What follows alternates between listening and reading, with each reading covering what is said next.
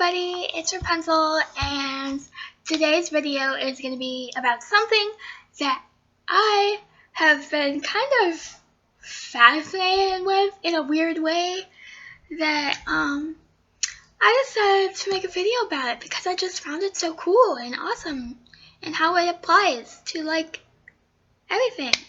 So today's video is going to be about Disney princesses and mental illness.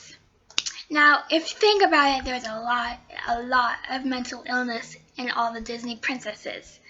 There are only a couple that I couldn't think of, and that would be Snow White and Mulan, but you know. Okay, first person is Cinderella, and Cinderella is schizophrenic.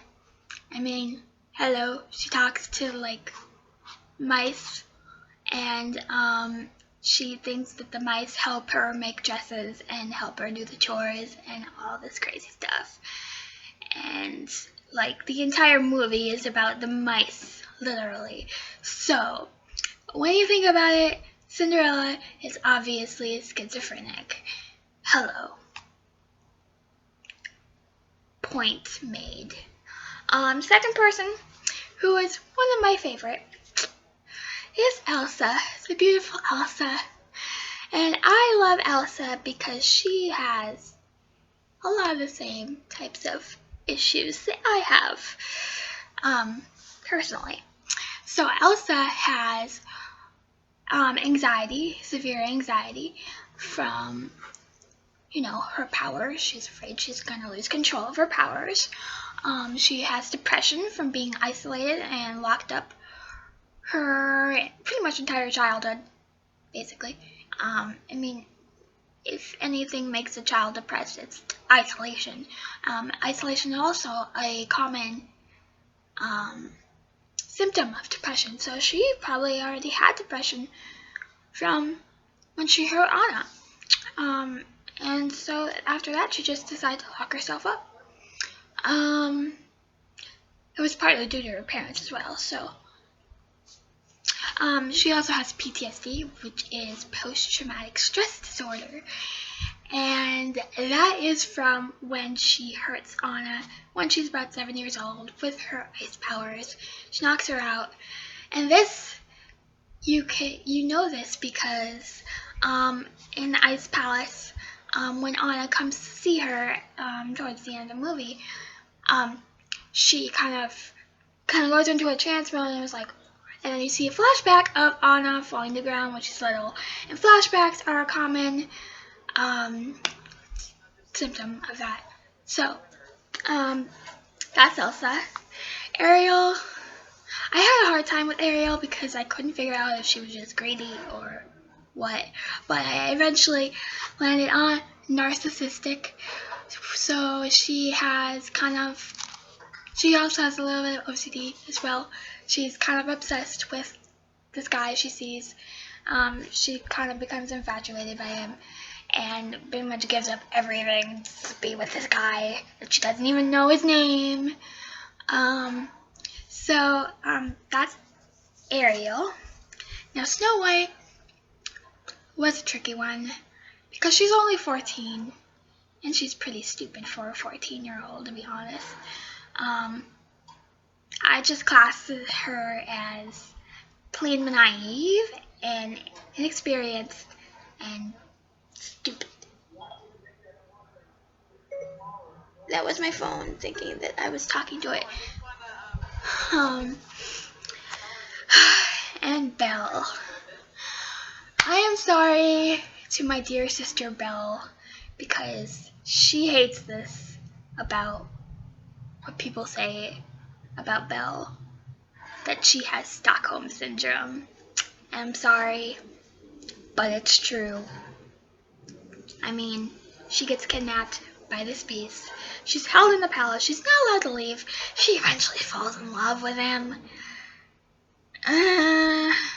If that's not being brainwashed, I don't know what is, so sorry about that. It's true.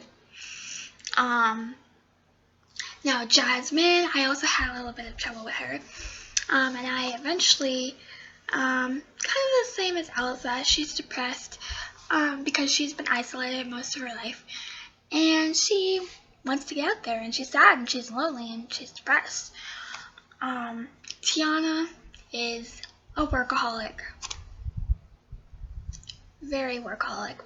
She is also slightly delusional and hallucinates as well. I just kind of class her as psychotic because she thinks she's a frog for a while. She marries a frog. She talks to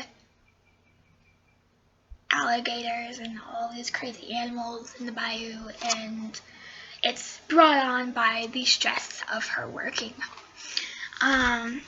Rapunzel, moi, no, just kidding. Well, I'm Rapunzel on YouTube, but, you know, Rapunzel is bipolar, and this is a little bit, her bipolar isn't exactly what real bipolarism is. It's more just how everyone thinks bipolar is. Most people think that bipolar is when you shift moods really quick, and it's like, oh, 1 minute you're happy, 1 minute you're sad, 1 minute you're angry, like, you're all over the place. What actual bipolarism is you're in a prolonged state of either really high energy and you're super hyper and you're just crazy, going everywhere, or you are really depressed and you're just like, for a long period of time. So it's not like back and forth like everyone thinks it is. It's more really long periods of time where you're high or you're low. But I'm using the example of, I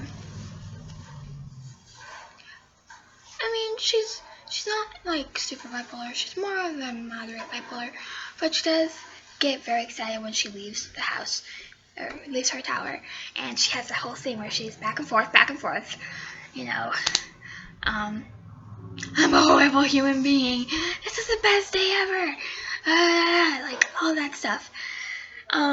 So she's bipolar.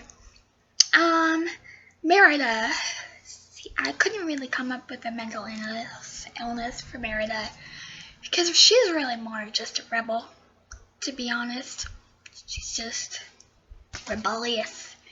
She doesn't want to be who her parents want her to be, and that's not really a big teller of what mental illness she has. So I just kind of class her as a rebel, and you know, that's kind of her personality.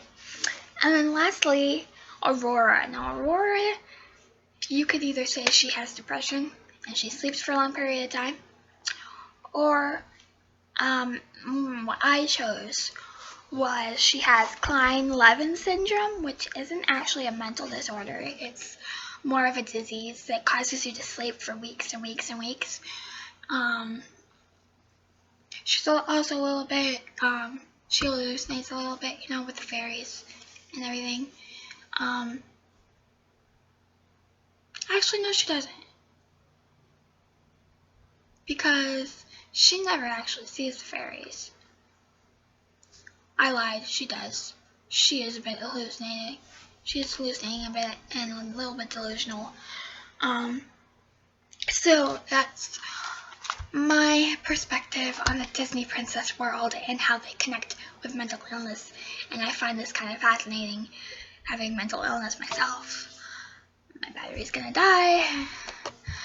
And yeah.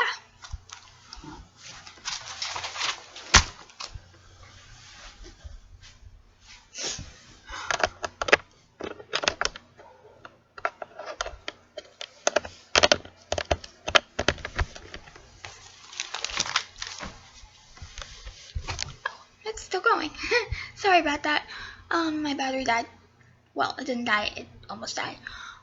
But yeah, that's how I perceive things, and I hope you enjoyed this video, and please no haters. I love you all, and have a wonderful, wonderful day, and keep painting, keep being creative, and keep loving.